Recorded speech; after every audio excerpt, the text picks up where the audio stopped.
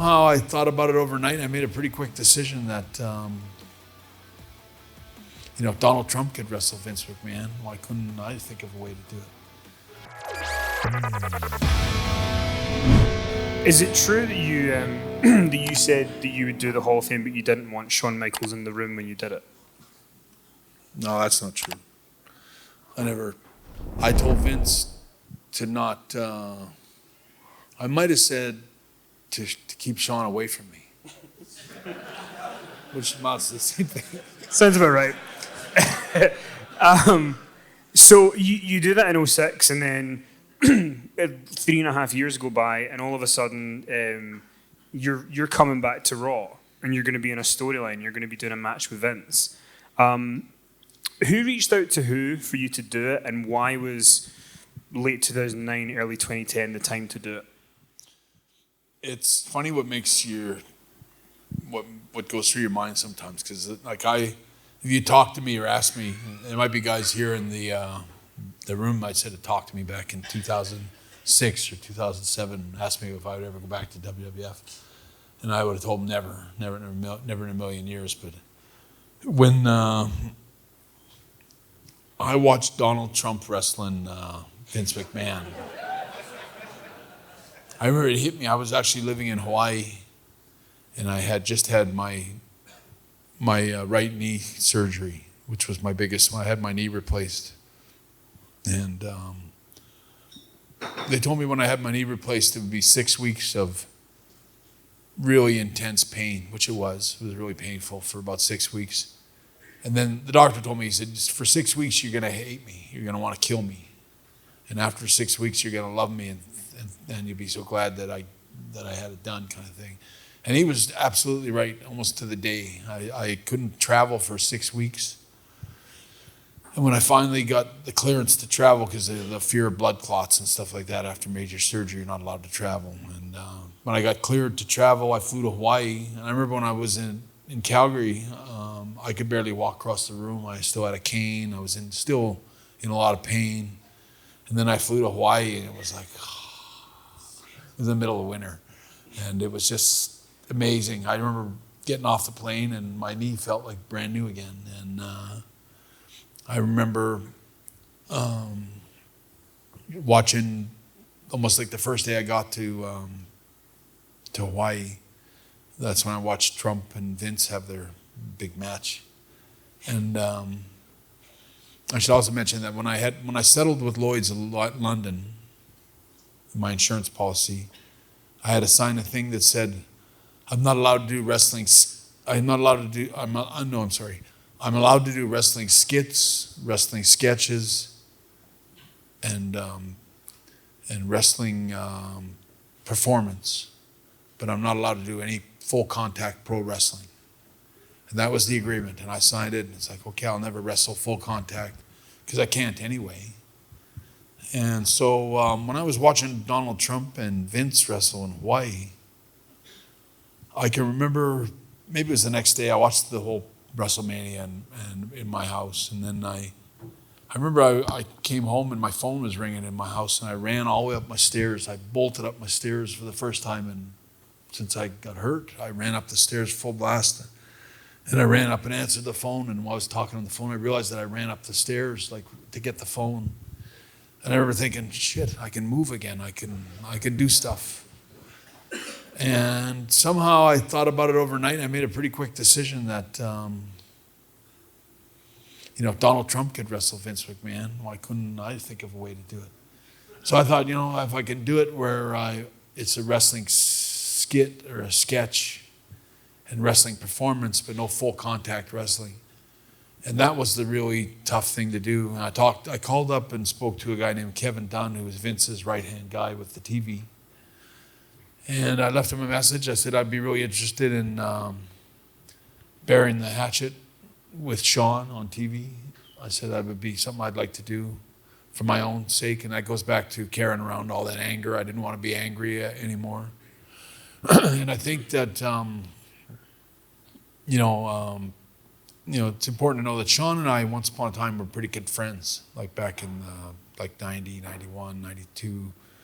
I was really close friends with Sean and had a lot of regard for him. And I thought, I don't know what happened with Sean and me, but also accept responsibility for a lot of what I said during that time period. It wasn't all Sean.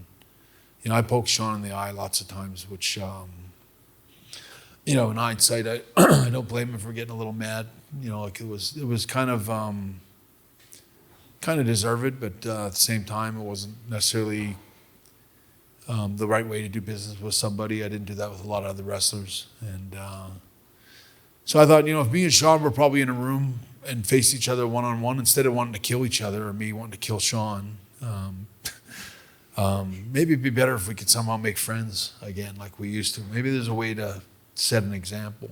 And so I offered to do something with Vince. I said, I have an issue with Lloyd's of London where I'd have to get permission or have their approval, or at least let them know that it was going to be a more theatrical performance than actual physicalities. And I thought I had that. My lawyer had talked to the Lloyd's of London lawyers sometime that summer, and he didn't really talk about me going back or anything, but he told me that they were totally fine with the settlement, that I got a full settlement on for my $16 million contract US that I had with WCW. I got paid $1.25 million was what I got from my insurance policy, which is quite a chop in what I should have got. But so I thought, I can do something, but I can't do anything physical. I'm not sure, but I can do a lot more than Donald Trump did in his match with Vince. So I left a message with Kevin Dunn, thinking that they might call me the next day or in a few days and we could talk about it. And I never heard anything from Vince or anybody for maybe 3-4 months, 5 months, until I kind of gave up on the idea. I thought, geez, they must have hated that idea. Me offering an olive branch to Vince and WWE didn't seem to mean much. So I kind of it was a foregone conclusion that it was not going to happen. And then I was getting ready to fly home, and they called me and said, Vince wants to meet you. And he was flying out to San Francisco, or actually he was going to San Jose for a Monday night Raw. And I was flying through San Francisco on my way home. And we agreed to meet at a hotel. And I met Vince for the first time since we did the DVD in the Hall of Fame. And he was totally on side now. Like, it was the whole different thing. He listened to all my ideas that I had. I said, we were talking about stuff I'd be willing to do. I said, I'd like to bury the hatchet with Sean. If you want to film it and make it real, like it could be a real, honest burying of the hatchet.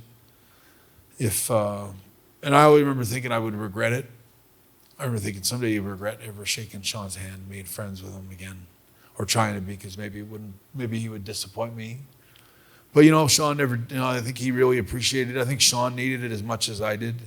And he's always been, since we buried the hatchet that day, he's always been pretty respectful and been pretty honest with me, and been we have a pretty cordial and decent relationship now, and I prefer to keep it that way. But, when I agreed to do all this stuff with Vince, it was always kind of, how can I remember the first night that we did it, where we shook hands on TV, Sean and me, and buried the hatchet and all that.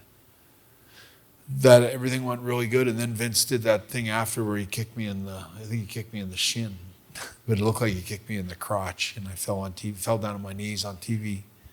I don't know if anyone remembers that great highlight, but anyway, Lloyd's in London was watching that, and they decided to sue me for all the money that they had given me, and they opened up their whole lawsuit again wanted every penny back that they gave me. And I remember thinking, they hardly gave me what I deserved anyway, and they took me to court for a couple of years to win what I got, and I was so mad that I didn't cover that better. Like, I should have got their permission, but turned out that when my lawyer was trying to get all that settled with Lloyd's of London to get the clearance for me to do what I was going to do, everybody went on holidays and nobody got it. That was over Christmas, and I had to sign my contract with WWE. Vince said, you have to be in wherever it was, Ohio, Dayton somewhere. You have to be there on January 1st. I think it was January 3rd, or it's a no-go. The whole thing's scratched. So I flew in, and I did do that whole thing with Vince, and they kicked me, and I fell down on my knees. And as soon as I got home the next day, my lawyer told me that Lloyd's of London was suing me, and we were up, it was going to be a big problem. And then I had to go back to WWE and say, like, I don't know if I can do this sketch or whatever that we're doing. And luckily for me, Vince, I thought they did a really good job of, if you watch that story that they did with me every week or two on Raw, that built up from me breaking my leg with the car backing up into my leg. And that was all really, really good stuff, considering I can't do any physical wrestling and can't really actually get hurt for real.